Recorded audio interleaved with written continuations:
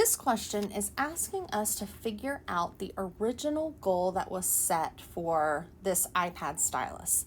Now, we did a problem similar to this in the class examples, but the key on this one is to try to turn this into some sort of math equation that represents what's happening here. One thing that you notice is that we are told that something is 1,322% of a goal. Well, you can always turn a percent of into a percent times something. So percents are always going to be multiplied by something in these kinds of problems. So we can take our percent times our goal. Now, what do we need to do to that? We have our percent times our goal, and we're told that that is the money that was raised.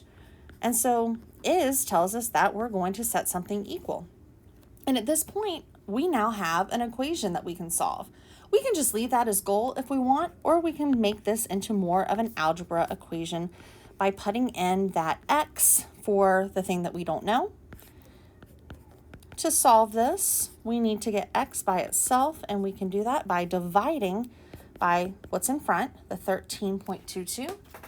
And when we do that division, 316,221 divided by 13.22, that tells us that our goal, which we should get something a lot smaller because we raised a lot more than our goal, was 23,900, and if we round to the nearest dollar, that would be 23,920.